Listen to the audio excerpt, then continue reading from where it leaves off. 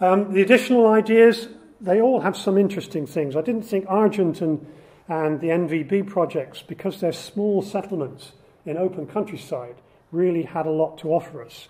But the others, the Blundell scheme, which is an extension of Maidstone, was very revealing, tying infrastructure investment to cost recovery.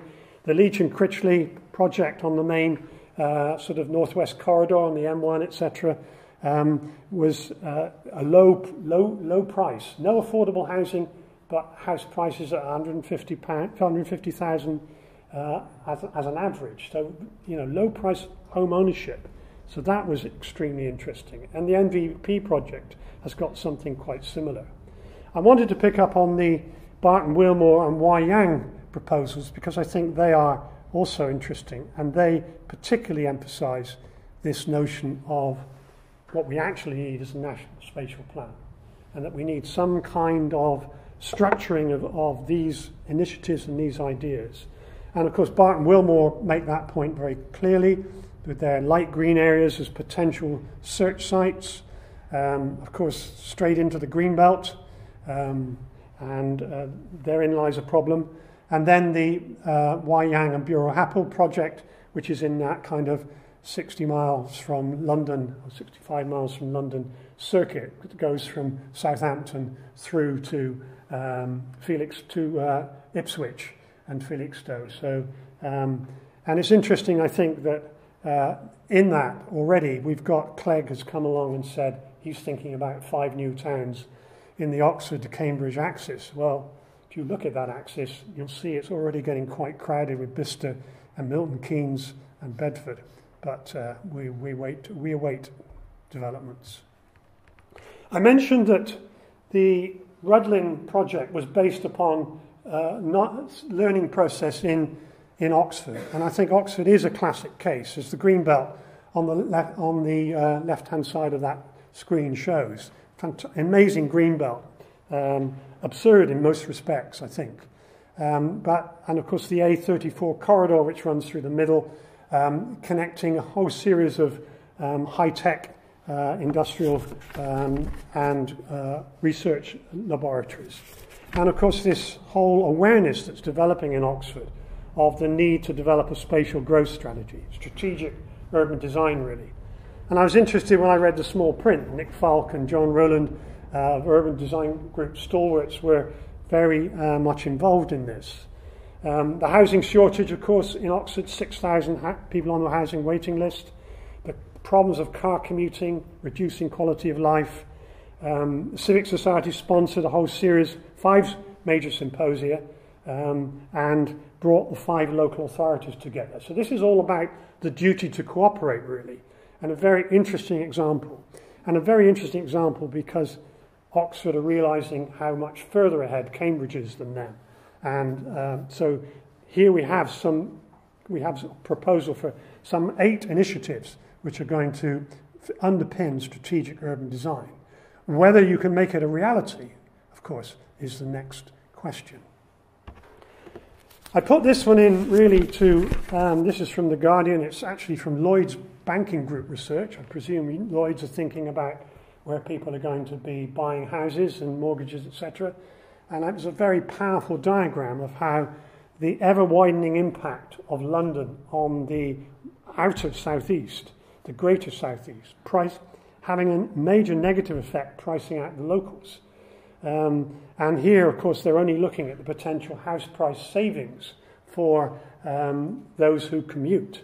But of course, it talks about 59% of people, potentially, that's the saving they could make on their house prices in return for 1 hour in, 1 hour out as an absolute minimum extra commute. But I think when you look at all the places which have got the fastest UK house price rises, they're pretty much on this map, or they're not on the map, they're on the edge of it, like Brighton and Southampton, places like that. So I thought this was quite prophetic, and of course, obviously based upon rail commuting. And it's interesting that a bank is thinking like this when our actual product of where we're putting housing is really somewhat random. when all the transport infrastructure is essentially concentrated in London. That amazing diagram from the Institute of Public Policy Research, which shows that £2,595 public expenditure on public transport in the southeast, in London, and £5 per head in the northeast.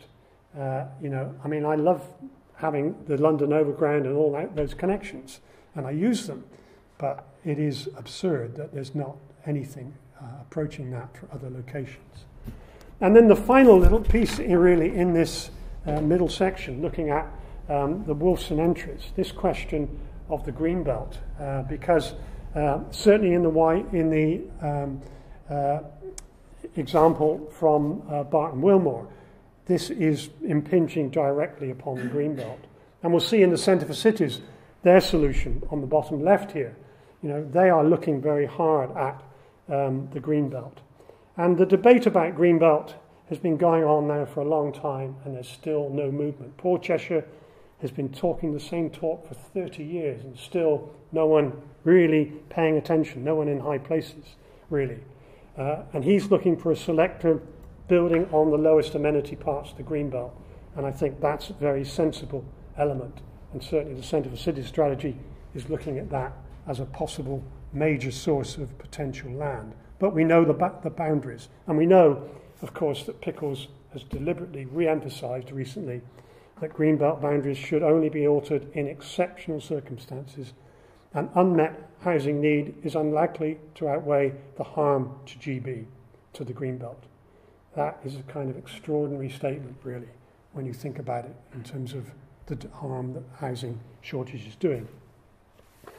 The London housing strategy, I come to this really because I needed an example. I needed to look in detail at the question of affordable housing and what was happening to it, and other associated questions: the loss of social housing, the question of towers, all those sorts of things. So I thought I would look closely at the London housing strategy and see how that's working out, and at the question of the targets. The target here is set at 42,000. Many people think it should be set something like 62,000 as a realistic figure, and that, of course, would blow the whole process sky high. You can see the breakdown really of the elements. We've got 10,200 affordable small units and discounted rents. We'll see the problem with that in a moment. We can see private rental beginning to appear significantly. We've got the intermediate to buy, which again is another very expensive option and is not going to affect those on the bottom ladder. When you look at sort of the detailed data, there's some very interesting things about the decline of social housing on the top here, which is masked really by what I think are two batches of Olympic housing that were put in at that point to keep that, to boost that figure. But I think that is a figure which is certainly on the way down. I can demonstrate that in a moment. The crossover between private rental and social rental is a second really important statistic and trend. And then the third one, the falling overcrowding in social rent, the increasing overcrowding in private rent. I think that's partly generational change in social rent, but the private rent is, of course, taking the strain by and large in terms of shortages of housing and overcrowding. The reworking of the housing targets, I want to focus really upon the bottom right, the actual targets that have emerged here. There was a reworking and a significant uplift from the 40 up to 42,000 housing units. But the real concentration, I think, is in these 6 central boroughs, Tower Hamlets, in Greenwich, in Newham, in Lambeth, and in Southwark. That's where the growth is really coming. And I don't think it's any accident that 140 towers are planned, according to the Skyline study, residential towers in these boroughs. So, what we have here is a kind of coincidence of tall building policy or no tall building policy, and the concentration in the poorer boroughs. And I think that's very significant in terms of what's likely to happen. The Mayor promises 42% of affordable housing in London, 60% rent, 40% in buy, with half the affordable capped for the needy, so it says.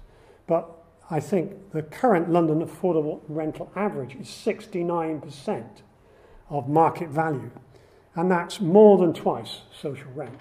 So affordable is something which is off the scale, really. It's not, simply doesn't happen.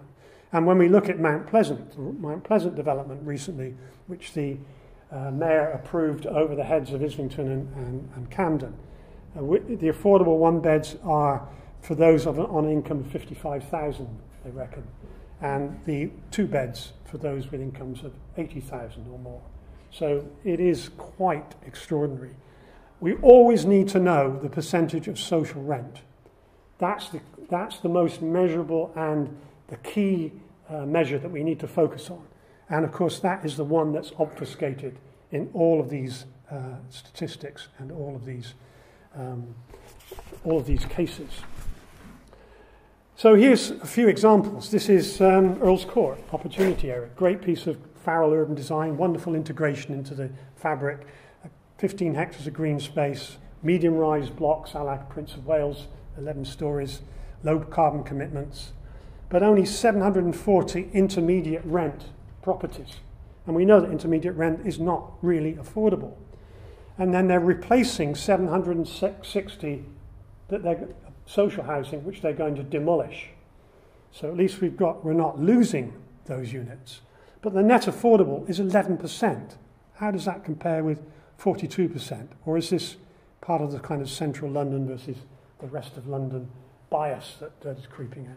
The Vauxhall and Battersea opportunity area is again another example where it's very difficult to find the figures.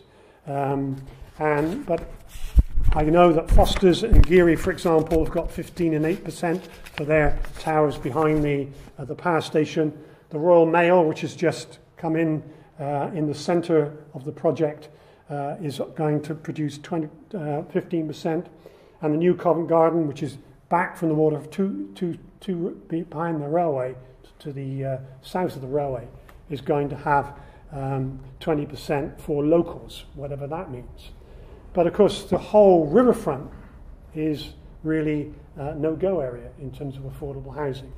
So, the net figure is going to be quite shocking. And I was interested to see on the recent double spread that Rowan Moore put in the Observer, looking at King's Cross. And this quote from about King's Cross: "The last of its kind, too little sign that other large developments are pursuing social goals to this degree."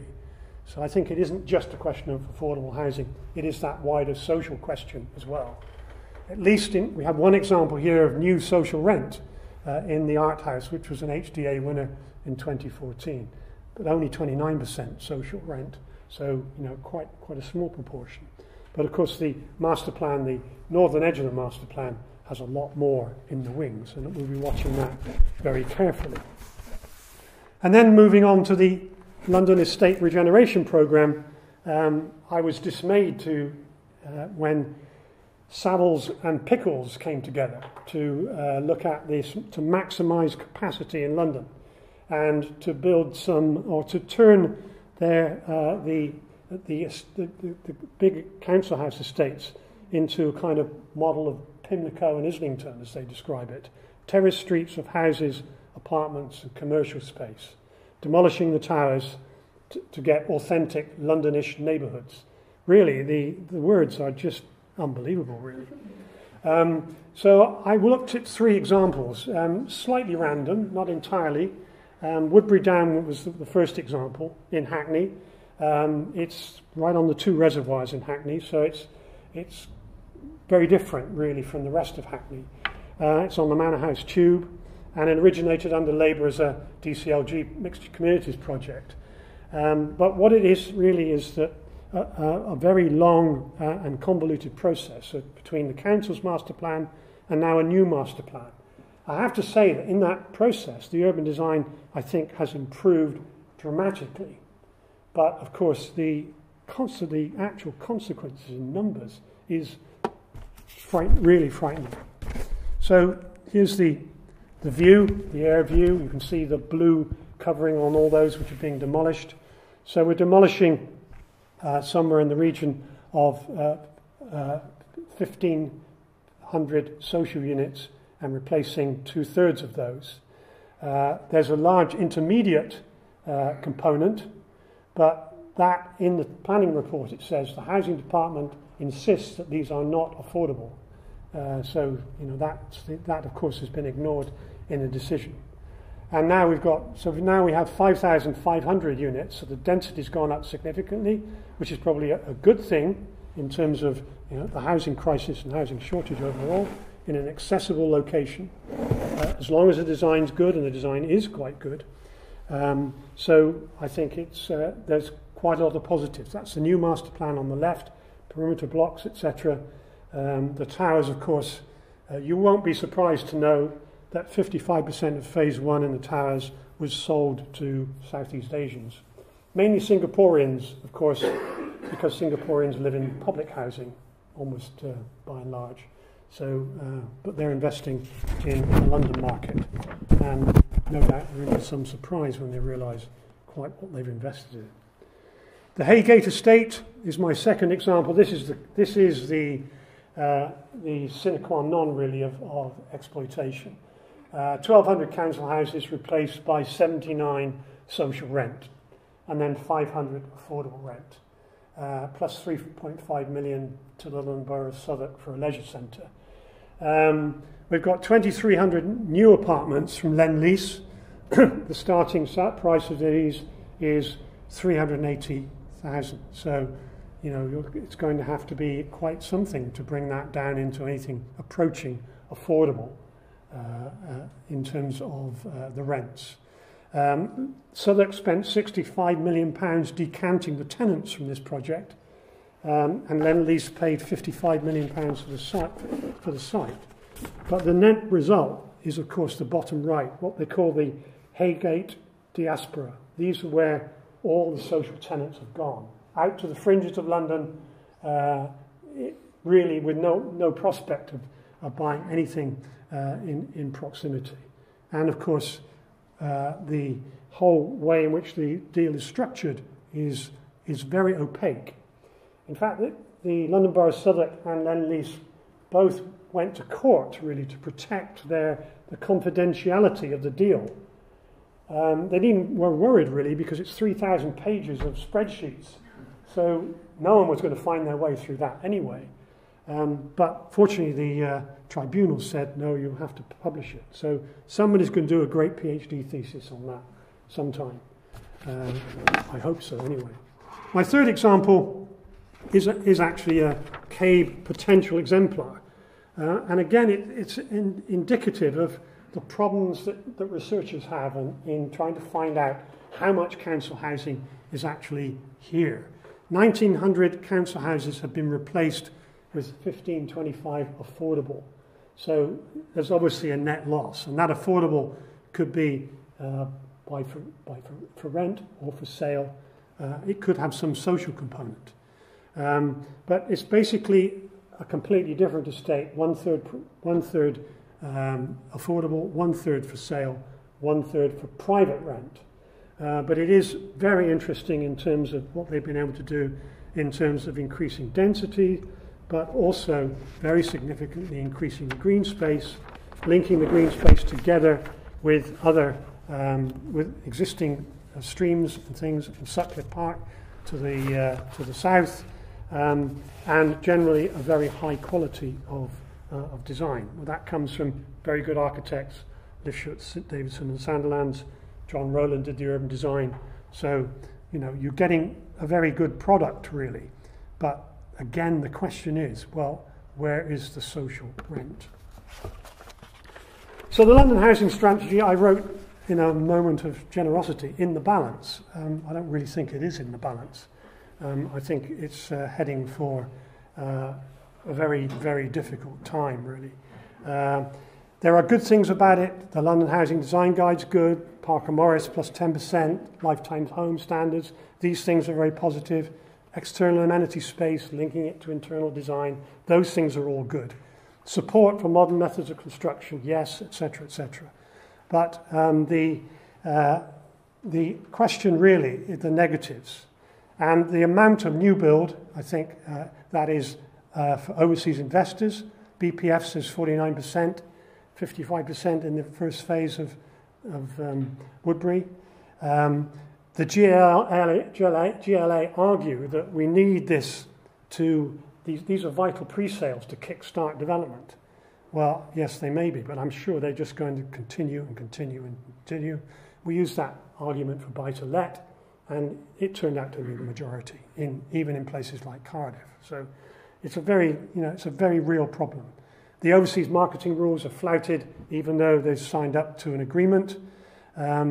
And this whole kind of voluntary professionalised rental structure, well, we wait and see what that will actually mean. So I think the only affordable housing is the social rent. That is 15 to 20% at best, not 42%. So that, compounded with the purchase of entire estates, I think is going to be like the New Era estate in Hoxton by Westbrook from New York, is going to be the future. What about solutions? Well, I had 5 solutions. I was going to mention the Netherlands. I'm just going to mention it simply like that. 3 examples: Ypenburg with its difference. Each subdivision is different, very closely integrated with landscape, etc., and rapid transit. Eiberg with its mixed typologies and clever underground and above ground parking in the building. Steiger Island, where you've got this small builders are allowed to build, and there's custom building, etc., in terms of a very, very compact development of very high quality. Hall and Falk, I think, have made the point that we need to look at municipal land ownerships. That's the key, really, in Netherlands. Immediate transit links, very important. Multidisciplinary teams and public-private partnerships with developers. We're beginning to get that, I think, in some respect. The Lyons Housing Review, when I first read it, I thought was amazingly comprehensive. I've been waiting for it to appear, a critique to appear. I've not seen a critique. I've not even seen the leader pick up on it as a kind of very important policy initiative. I think there are a number of good things in it, but it has a number of vital weaknesses. The first one is the top line there. The Lyons report gives up on the idea that house builders will continue to produce volume supply, that we've got to concentrate on small builders. I think we have to concentrate on both, and the way to do that is to reduce the land price. We'll see that in a moment. There's much more funds for housing associations. The National Housing Federation endorses that. There's this whole question of infrastructure to be taken out of the land value, which I think is a good idea, but how is my question really, because it's got to pay for affordable housing and infrastructure. Central government would lead this, but local control would be the order of the day, and it would be, like in the Oxford case, about housing growth areas and getting them to coordinate one with another. So it would be kind of sub-regional situation, using all the tools that we have on good design guidance, etc. So I'm dismayed that there's been no sensible discussion really of that, and that the Labour Party has not taken up the cudgels really about it. The KPMG report, I think, is the better of the two. I think it's very, very good, KPMG and Shelter. And I think they have a very simple idea, really, at the very beginning. Reform the land market, and then you can expand the house building sector. If you take the land price out of the equation, recoup the betterment to pay for infrastructure, as going back to 1939, 1947, and all of that, then I think the house builders will respond. They don't respond at the moment because CIL is really the last straw for them. So I think that's a very important move, and giving local authorities more power to designate new home zones in terms of growth areas, housing growth areas, and they mentioned 5 new garden cities. I think perhaps we could do better than that still. And there's a package of public and private investment to build more affordable homes to rent. I think this is the key thing about the shelter project, as you might expect, that they recognise that you really need to make it social rent, and that's the key aspect. And a housing investment bank to lend. And because KPMG are involved in it, they have explained all sorts of interesting ways in which you could use the finance that already exists, and you could also take it out of the public borrowing requirement element to reduce the problems for people like Osborne. So it's a very good report, and many of the diagrams I've taken have been from that. The third one goes to the jugular really on the greenbelt. This is the Centre for Cities project. And it takes as its starting point the most economically successful cities are the least affordable. So where cities are growing, this is where the problem really exists. London and the 9 fast-growing cities. And this example is, again, an Oxford example, which echoes much of what was the Oxford Civic Society were talking about. So they believe in intensification first, but then the accessible greenbelt has to be redesignated. And that cities have got to collaborate closely with their rural counterparts in order to come up with, to meet sub-regional needs. And there's extended borrowing powers, buying land at existing use value. Again, that's sort of the question, how is that going to be achieved? And then the ideas of, the Milton Keynes and the Cambridge examples, they're used significantly as examples of best practice, which have gone part of the way towards resolving that issue. And then finally some conclusions, which just pick up really on those of the reports. Reducing raw land prices to pay for infrastructure and affordable housing. That's what Rudlin was saying, really. It's the first thing he was saying. And that will re-incentivise house building, I think. Secondly, get the local plans approved and then make sure that there's genuine collaboration between the adjacent local authorities on housing growth areas. We'll have to streamline and update some of the instruments, compulsory purchase, local development orders and things like that. And we need much more money directly into a housing investment bank and, of course, direct to housing associations. KPMG proposed 1.2 billion directly to housing associations, and I think that would be very valuable.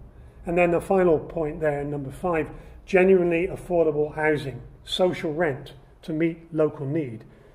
The Labour Party talks about that, doesn't actually say what it means, but I think that's really what it means. There's the Greenbelt impasse. There's no discussion of housing wealth tax. We have to rely on Thomas Piketty and others to start talking about that. There's no discussion of an end to council house sales, which I think is imperative, or buy-to-let, proper taxation. There's some stuff about tax evasion in the KPMG, which is very interesting as a potential source of money. And then extended council house bans, council tax bans, I think, something that is really worth thinking about. And perhaps that, working with the devolved budgets to city regions, more than just the big regions, to help to boost this whole kind of sub-regional growth strategy. There's Thomas Piketty at the end. If you get slow growth alongside better financial returns, wealth will concentrate to levels incompatible with democracy, let alone social justice. And he also says, you know, the housing wealth produced by asset price inflation is the principal driver of inequality in the UK. So we have incredible problems, and what we do have a series of very interesting ideas about how we might tackle those. Ideas which are certainly far more worth exploring. I'm going to close just with 4 examples of where we still can produce very good quality housing design.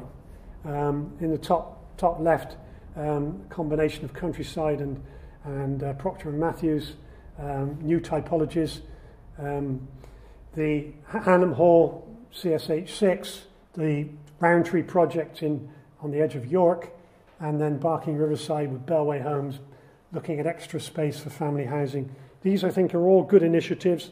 The bottom right is a GLA one, so it shows that there can be very positive initiatives. But those are the conclusions, and there are some references for those of you who really want to follow them up. But they're quite, they are copious, shall we say. That is my sermon for tonight.